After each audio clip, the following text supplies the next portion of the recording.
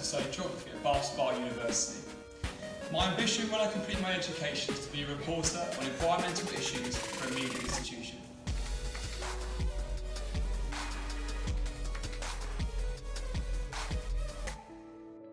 Hi guys, and welcome back to my YouTube channel. I hope you like my little makeshift intro I made. The amount of sites I went through to try and get one, and they charge you £10 at the end for them, was unbelievable. So I made a makeshift one and did it myself, so I hope you like it. Today we're back with another episode of Your Questions Answered, of course, until I find anything different to do with this channel. And today our question comes from Ellie, and Ellie asked me about our polar ice and our Antarctic regions and the future of them with climate change.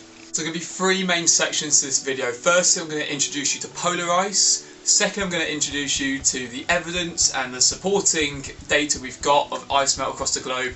And thirdly, specifically, I'm going to talk about the human implications in Antarctica.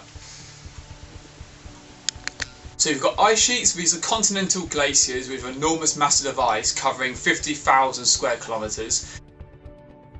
Secondly, we've got ice caps, which have an ice mass of less than 50,000 square kilometres. We've got glaciers, which are dense ice that moves under its own weight, and it forms over many centuries.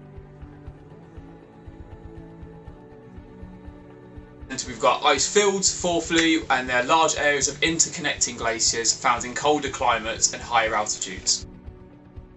Ice fields and glaciers form over years of accumulation, compression and freezing of snow.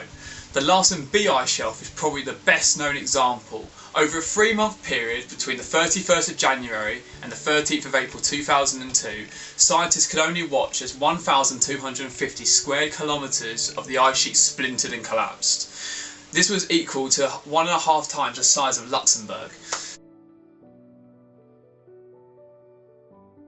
Splinters simply means the strength of the ice gets weaker and weaker and it breaks apart into icebergs.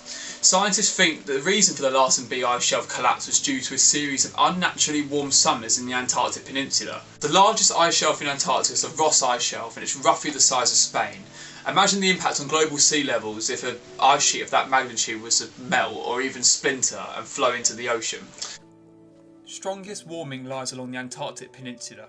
Bright red spots or streaks along the edge of the continent show where icebergs have calved, i.e. split, or ice shelves have disintegrated, i.e. the satellite previously has shown ice but now it's mainly ocean water. These changes are due solely to climate change. I mentioned how damaging it would be if the Ross ice shelf collapsed. That's part of the warming edge of Antarctica. The nature of world meteorology means it is the burning of fossil fuels thousands of miles away in the developed countries such as the USA, China and Western Europe, which creates the overall rise in world temperatures, and in Antarctica it is the Western Peninsula which is heating up the fastest. On May 25th, 2020, just 3 weeks ago, the Earth Observatory published another worrying satellite image of Finland, which is in the Arctic Circle. They experienced one of the coldest winters followed by one of the warmest summers on record, leading to unprecedented flooding. In late May, warm temperatures began to rapidly melt the high volume of snow, which caused significant flooding to nearby homes and farms. While some areas remain frozen near Ivalo, the darker colours show muddy watermelt, which due to the topography of the Finnish land may interrupt and impact travel if the river bursts its banks near Ivalo airport, leading to the country's aviation industry taking a hit. Although Ellie, I know your question was on polar ice, I can't help but address the human exploitation of Antarctica, and that's what this third section and final section is going to be about. Antarctica is the 5th largest continent in the world. That's the size of the USA and Mexico combined. So any climatic changes in this area is going to be catastrophic. The physical land is governed by the Antarctic Treaty, which was created in 1959 after the Cold War ended. The treaty means no individual state can claim economic benefit from Antarctica. This is taken on added significance as countries look for new oil reserves and opportunities to mine for precious minerals. So in 1998, the Madrid Protocol was added to the treaty to stop mining activities. These two treaties together are known as the Antarctic Treaty System, as both support each other in stabilising and maintaining what is a global common, i.e. no country owns the continent of Antarctica. We cannot talk about Antarctica without mentioning the impact of tourism. It's a complicated argument around balancing the environment and the economy. Back in 2006-2007 there were just over 37,000 visitors to Antarctica, but by the 2017-18 season the number had risen to nearly 52,000.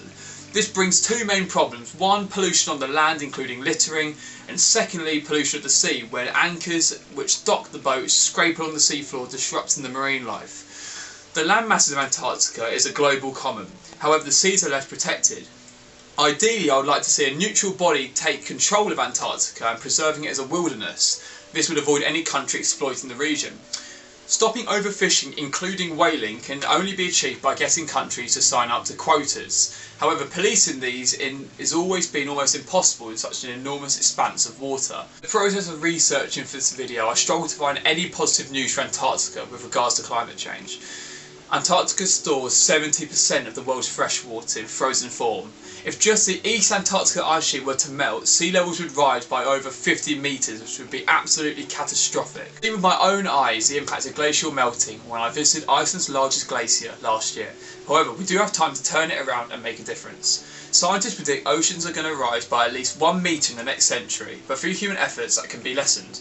Lower temperatures are the only way to save our Arctic environment, and I refer back to my Green Deal video, which, if you haven't seen it, talks about moving society to a greener, sustainable and more environmentally friendly way of living. There is a chance that one of the few positives that come out of the current COVID-19 pandemic is a better understanding across the world of how man, in a short space of time, can make a significant impact on the environment. Making the enforced lockdown lifestyle choices permanent, i.e. we don't go back to our previous habits when it comes to train and car usage, and the number of flights taken in a year for business and personal use, will help the environment, but we'll see. Really, thank you for your question. I hope you found it informative and just a general understanding of Antarctica and what's going on thousands of miles away, and how just locally, if we cut back and make changes in our life, it can make a difference in the Antarctic regions around the globe. So I hope you found that informative. Be sure to like and subscribe. Be sure to follow my Twitter @whatsblog. I'm tweeting on there regularly, keeping up to date with all geography stories and issues that are happening at the moment. And I'll see you all in my next video.